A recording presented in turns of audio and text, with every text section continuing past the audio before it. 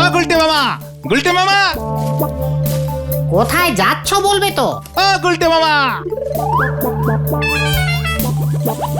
ওকে ওকে trying করা যেতে পারে। দেখ তো তোদের পছন্দ হলো কিনা। পছন্দ কি? আমার বদন, যত সব ক্যালটাবুলাস বলদ আমার কপালে এসে জুটেছে। তোদের জন্য আড্ডার নতুন ঠেক খুঁজছে, বুঝতে পারছিস না? ও আগে বলবে তো। এই পাইপটা কেন, পাইপ কি ঠেক হতে পারে না? আরে তবে বেশিক্ষণ বসা যাবে না, এটা ব্যথা করবে। বলছিস? ঠিক আছে চল তাহলে অন্য কিছু খুঁজি। বুঝলি, আমি মানে জীবিত থাকতে থাকতে তোদের জন্য আরো গোটা দশেক আড্ডার ঠেক দখল করে রেখে যেতে চাই। হ্যাঁ, রোজ রোজ একই জায়গায় আড্ডা দিতে আর ভালো লাগে না। ঠিক, হয় পাচুদার বাড়ির বারান্দা, না হয় গাছতলার টেক, আর না হলে নদীর পার। আর গরমকালে গজদার আম বাগানে। দেখবি একদিন এই গলতপুরে লোকজনের বাড়ি ঘর থেকে আমাদের আড্ডার ঠেক বেশি থাকবে। গুনে শেষ করা যাবে না, এতগুলো আড্ডার ঠেকের মালিক হব আমি, যে লোকজন ল্যাশুট করবে। ল্যাসুট, ও স্যালুট স্যালুট বলে গুলটে মামা। পেয়েছি। কোথায়? ওই দেখ। এরিক করু, একেবারে রেডিমেড ঠিক। চলে আয়।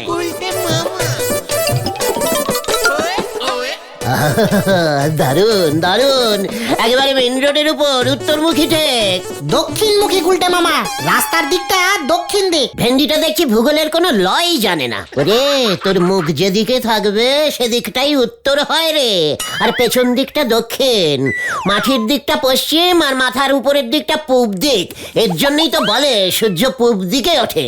সূর্যকে কোথায় দেখতে পাস ক্যালটাবুলাস ভেন্ডি? জয় গুরু। ওই কে রে? একি নিমাইদা, আপনি এই বাড়ি থেকে বের হচ্ছেন? হত ছাড়া, আমি আমার বাড়ি থেকে বের হব না তোকে তোর বাড়ি থেকে বের হব? মানে ঠিকই তো, আসলে আনন্দের চোটে না সব ভুলে গেছি নিমাইদা। তোদের আবার এত আনন্দ কিসে শুনি? এই যে এইমাত্র এই আড্ডার ঠেকখানা উদ্বোধন করলাম। এখন থেকে প্রতিদিন সৈকাল 9টা হইতে বৈকাল 4টে পর্যন্ত আমরা এখানেই আড্ডা মারিব নিমাইদা। একেবারে আপনার বাড়ির দেয়ালে হইলান মানে হেলান দিয়া। ও তাই বুঝি? হত ছাড়া, আড্ডা মারার আর জায়গা খুঁজে পেলি না তোরা? আমার নাকের ডগায় এসেছিস একেবারে। কালকেই আমি এই ঠেক ভাঙবো। এটা যে এখানে কে বানালো? যা, শুরুতেই শেষ। কি কেন না নিমাইদা, জলজান্ত একটি ঠেক ভাঙিবেন না? ভাঙবো না মানে? আমার বাড়ির সামনে কোন গুলতানি আড্ডা আমি এলাও করব না। হ্যাঁ, এমনিতেই সারাদিন আমার বউটা বাড়িতে একা থাকে। ওমা তাই বুঝি? তাহলে তো খুব ভালোই হলো। মানে হ্যাঁ, এতে তোর এমন কি ভালো হলো শুনি? আরে আমরা বৌদিকে পাহারা দেব। কাউকে আপনার বাড়িতে ঢুকতে দেব না, শুধুমাত্র আমরা ঢুকবো। হত ছাড়া, তোরা ঢুকবি মানে? মানে জল টল তেষ্টা ফেলে অনেকক্ষণ ধরে পাহারা, মানে আড্ডা দেব তো। আপনি একদম চিন্তা করবেন না নিমাইদা, আমরা আছি। হত ছাড়া উজবুকের দল।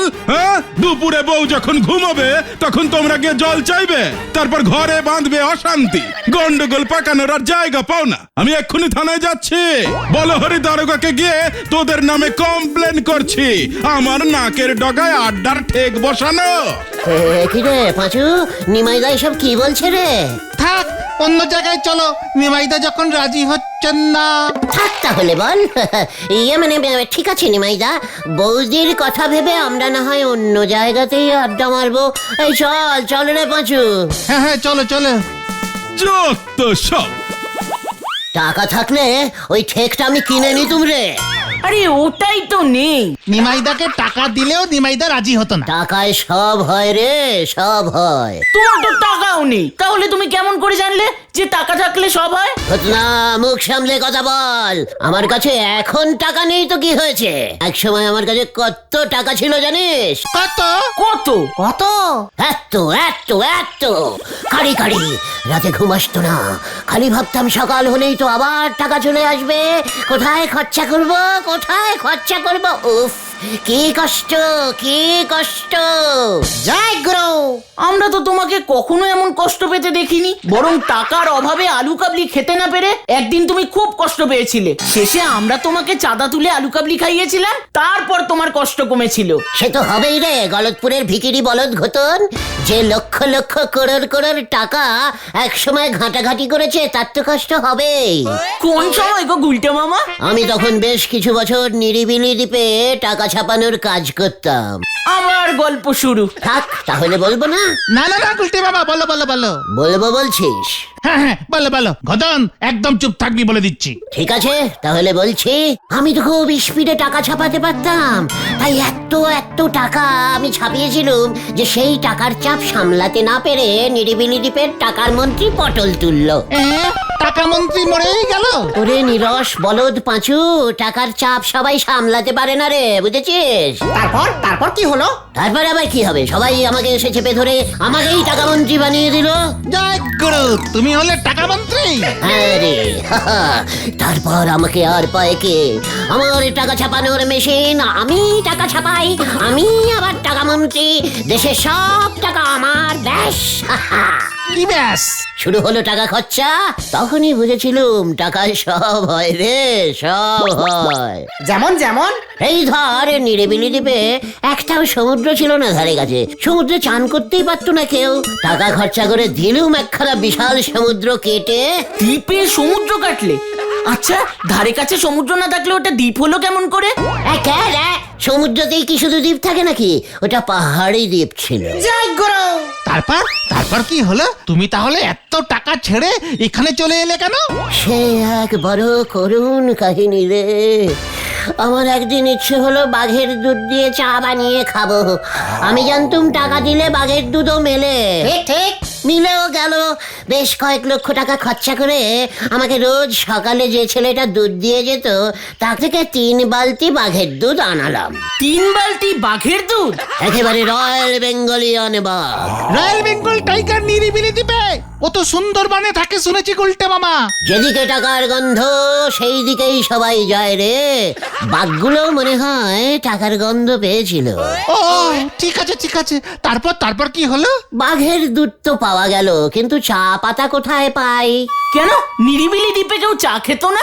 আরে না রে, সবাই কফি খেত, কিন্তু আমার তো চা ছাড়া চলে না, তাই ঠিক করলাম দার্জিলিং থেকে চা পাতা কিনে আনবো। টাকা থাকলে সে আর কি এমন ব্যাপার? বেশি টাকা থাকলে আবার ব্যাপারটা অন্যরকম হয় রে। তেমন শুনি। টাকার যখন অভাব নেই, তখন ঠিক করলাম আমি যে বাড়িতে থাকতুম সেই বাড়ির ছাদেই আস্ত একটা চা বাগান বানিয়ে ফেলবো। তাহলে যখন ইচ্ছে তখন টুক করে ছাদে উঠে গাছ থেকে চা পাতা পেড়ে চা বানাতে পারবো। ছাদে চা বাগান হয় নাকি? ওরে অবাক বলো তো পাঁচু, টাকায় সব হয় রে, সব হয়। তখন থেকে কি বলছি, দার্জিলিং থেকে স্পেশাল লোক ভাড়া করে নিয়ে গিয়ে বানিয়ে ফেললুম ছাদে চা বাগান। কে গন্ধ! কিন্তু করুণ কাহিনীটার কি হলো? টাকা দিয়ে তো সবই হয়ে যাচ্ছে দেখছি। এরপর ঘটলো সেই করুণ কাহিনী। কোন কাহিনী? ওই যে বেশি টাকা হলে লোকের মাথা বিগড়ে যায়, ব্যাস আমার মাথাও বিগড়ালো। সে তো আমরা জানি। রতন! ঘটন, তারপর তুমি বলো তো গুলটে মামা। ভাবলুম বাড়ির ছাদে চা বাগান তো হয়ে গেল, তাহলে আস্ত একটা বাঘ পুষলে কেমন হয়? ব্যাস যেমন কথা তেমন কাজ, টাকা আছে তো চিন্তা কি। নিলুম একখানা বাঘ কিনে। জয় গুরু। রোজ সকাল থেকে নিয়ম করে 50-60 কাপ ছাদের দার্জিলিং চা পাতা দিয়ে বাঘের দুধের চা। বেশ ভালোই চলছিল বুঝলি। রোজ সকালে নান্টু এসে বাঘের দুধ দুইতো। নান্টু আবার কে? আমাকে যে চা বানিয়ে দিত উজবুক। তারপর তারপর কি হলো? কি আবার হবে, একদিন নান্টু বাঘটাকে ঘাস খাওয়াতে নিয়ে গিয়ে ঘুমিয়ে পড়েছে। ব্যাস বাঘটাও সুযোগ বুঝে বগার পার। নিরিবিলি দ্বীপে তাণ্ডব শুরু হয়ে গেল বুঝলি। 50 জন লোক খেয়ে ফেললো বাঘটা। কি সাংঘাতিক! সাংঘাতিক বলে সাংঘাতিক, সব দোষ পড়লো কি আমার ওপর। বাধ্য হয়ে টাকা মন্ত্রীর পদ থেকে পদত্যাগ করলাম, মনের চোখে নিরিবিলি দ্বীপ ছাড়লাম। আর তোমার ওই টাকা ছাপানোর মেশিনটা? ওটা ওখানেই পড়ে রইলো। আর ছাদের চা বাগানটা? ওটা এখন আর ছাদে নেই, সবাই যে যার মতো চা গাছ ছিঁড়ে নিজের বাড়িতে লাগিয়েছে। এখন তো নিরিবিলি দ্বীপের সবাই দার্জিলিং চাই খায়। দার্জিলিং চা গাছের দুটো বন তৈরি হয়ে গেছে ওখানে একেবারে। গুলটে বাবা গো, গুলটে বাবা, বলে ফেল, তোমার পায়ের ধুলো দাও গো। এই ধুলোর এখন আর কি দাম বল? আমার টাকা থাকলে এই ধুলো একটি বোতলে করে বিক্রি হতো। এ কি গুলটে মামা, পাচুদা, ভেন্ডিদা, তোমরা এখনো এখানে যাওনি? কোথায় রে ঢিলা? স্কুলের হল ঘরে বিশাল প্রোগ্রাম হচ্ছে। ঝোলা গোবিন্দকে হেডস্যার গলায় মালা পরিয়ে সংবর্ধনা দিচ্ছে। What? ঝোলা গোবিন্দকে হেড স্যার সংবর্ধনা দিচ্ছে। হ্যাঁ গো। কেন? ঝোলা গোবিন্দ অল বিশ্ব গুড় কমিটির প্রেসিডেন্ট হয়েছে। সবাই তো গেছে, আমিও যাচ্ছি।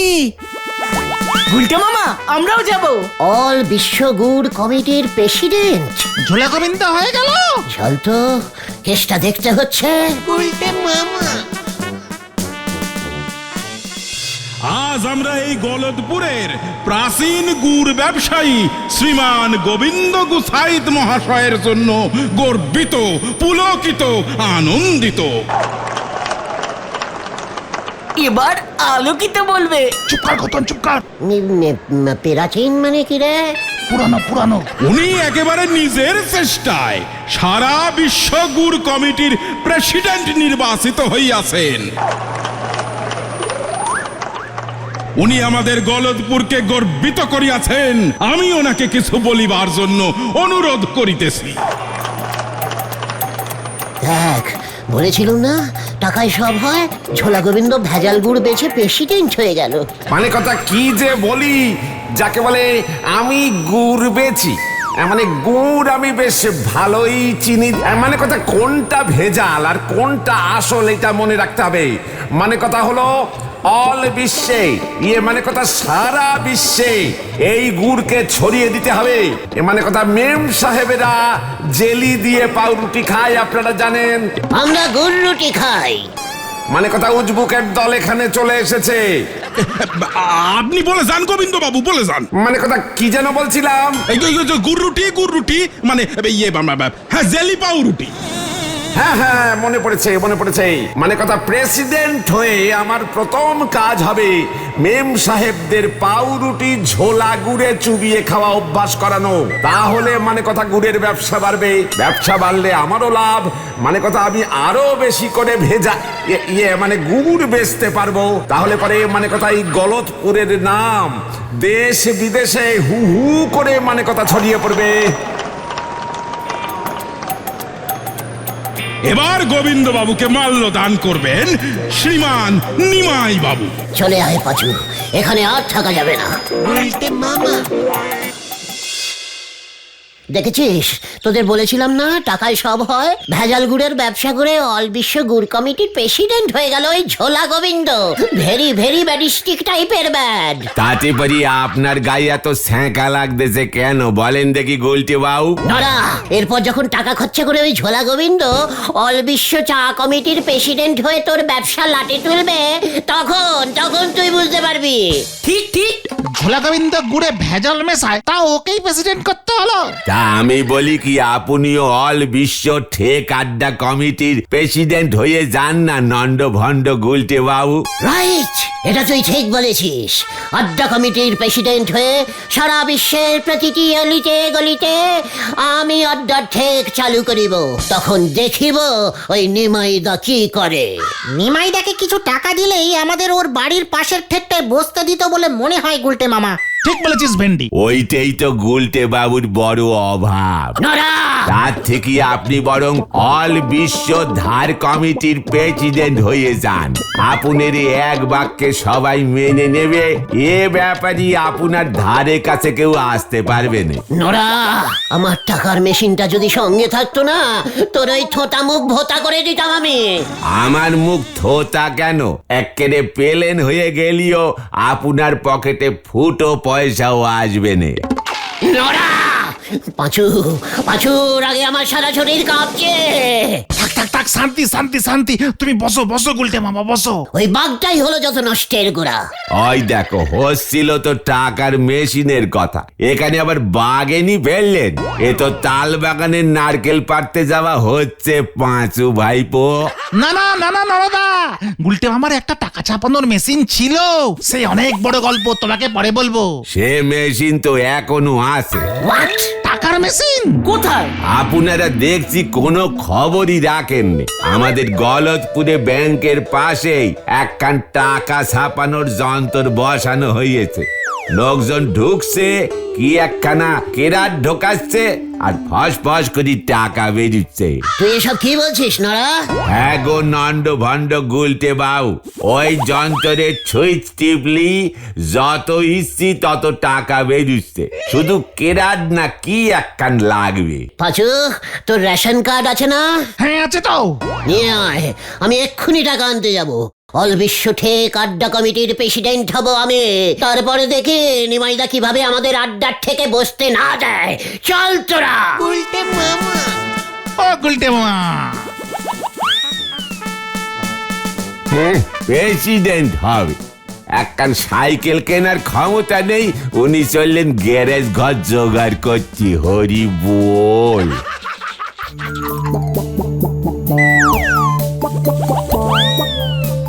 পাঁচুরে, নড়ার কথা মতো ব্যাংকের পাশে এই ঘরটাই তো নতুন হয়েছে। ওই দেখ, ভেতরে নিমাইদা না? এটিএম? এটিএম মানে কি গো পাচুদা? ওরে গলতপুরের সেরা বলদ ঘটন। এটিএম মানে হচ্ছে অল টাইম টাকা ছাপানোর মেশিন। এটিএম এ মানে অটোমেটিক, টি হলো টাকা আর এম হলো মেশিন। একদম। ও, উজবুকের দল এখানেও হাজির হয়েছে দেখছি। নিমাইদা, কত বেরোলো? এই তোকে কেন বলবো রে হতচ্ছাড়া, হ্যাঁ? চলো চলো, এবার আমরা ঢুকি। হ্যাঁ হ্যাঁ, তাড়াতাড়ি কর। একজন একজন ভেতরে ঢুকবেন। দেখি, না না, একজন ভেতরে ঢুকলে তো হবে না, অনেক অনেক টাকা বের করতে হবে। না না, নিয়ম নেই। এই আমাদের পাড়ায় টাকার মেশিন বসেছে, আবার আমাদেরকেই বাধা দেওয়া? এত বড় সাহস! এই পাঁচু, ভেন্ডি, আয় তো তোরা, দেখি কে আটকায় আমাদের। পাড়ার ছেলেদের বাধা দেওয়া হচ্ছে। এই কি, ম্যানেজারকে খবর দিতে হবে দেখছি।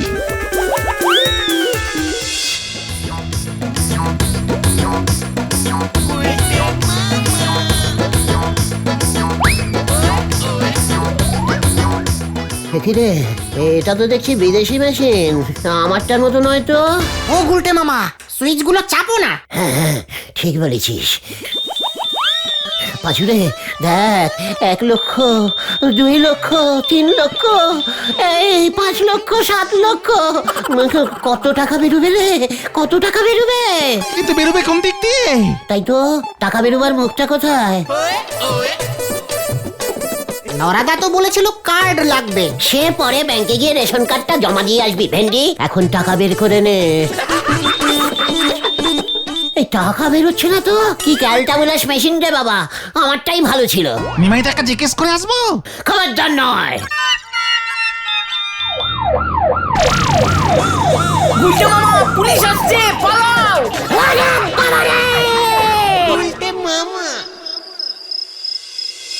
টাকার মেশিনটা দেখছি খুব কঠিন করে বানিয়েছে। ছি ছি ছি ছি, সব ইঞ্জিরিতে লেগেছে, যেন কেউ চট করে বুঝতে না পারে। ওদের চালাকি আমি ধরে ফেলেছি, আমি ওই মেশিনটাকেই তুলে নিয়ে আসবো। কি অদ্ভুত মেশিন, সুইচ টিপলেই নিজের থেকে টাকা ছেপে বেরিয়ে আসে, কাগজও দিতে হয় না। না না, এ সুযোগ হাতছাড়া করা যাবে না। ওই মেশিনটাকে আমি আমার ঘরেই বসাবো, বসাবই। যাই আমি। গুলটে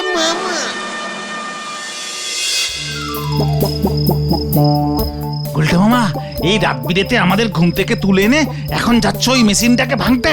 ভাঙবো না রে বলদ, ওটা যে লক্ষ্মী মেশিন। এই শাবল দিয়ে আস্তে করে চাপিয়ে ঘরের লক্ষ্মীকে ঘরে নিয়ে আসবো। গুলটে মামা, আমার কিন্তু ভয় করছে খুব। কিসের ভয়? ধরা খেলে মেশিনটার দাম দিয়ে দেবো। মেশিন আমাদের হয়ে গেলে তখন কোনো টাকার অভাব থাকবে নাকি? ওই তো আমরা চলে এসেছি।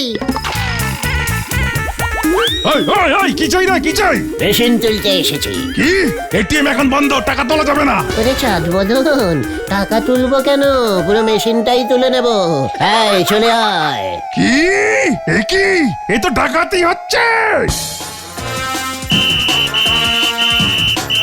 ডাকাত ডাকাত ডাকাত ডাকাত পড়েছে। পাঁচুরে কেস গন্ডগোল। ওই এখানে ডাকাত কোথায় দেখলি? মেশিনটা তোর নাকি? ডাকাত ডাকাত ডাকাত। উল্টে মামা চলো। कभी नहीं, मशीन उठा के कांधे लेके जाएंगे। ওই দেখো গুলটে মামা, পালাও! পাঁচুরে পালা। ओए बाबा रे, केस घुर गया। पलाइए पलाइए, बचाइए बचाइए ধর ধর ধর, ডাকাত ডাকাত ডাকাত ডাকাত। बचाइए, बचाओ। अरे अभी डाकत ना रे, पाजू रे, কোথায় তোরা? তোমার সারা শরীর থেকে 117 পিস কাঁটা তুলেছি গুলটে মামা। এখনো দু একটা আটকে আছে। কোথায়? আমার ইয়েতে, ইয়ে মানে আমার পেছনে, শুতে পাচ্ছি না রে। উরি বাবা রে, ও বাবা। সর্বনাশ, সর্বনাশ হয়ে গেছে গুলটে মামা। ব্যাংকের ম্যানেজার তোমার নামে বড় থানায় নালিশ করেছে, ডাকাতির চেষ্টার কেস লাগিয়েছে। আমরা বাবা বেঁচে গেছি। ওরে বাবা রে, গেলুম রে। আমি আর টাকা ভর্তি মেশিন চাই না রে। তাহলে তুমি কি চাও গুলটে মামা? কিনের বাক্সে মাত্র 20 টাকা। গুলটে মামা কি জয়! ওরে বাবা গো। গুলটে মামা।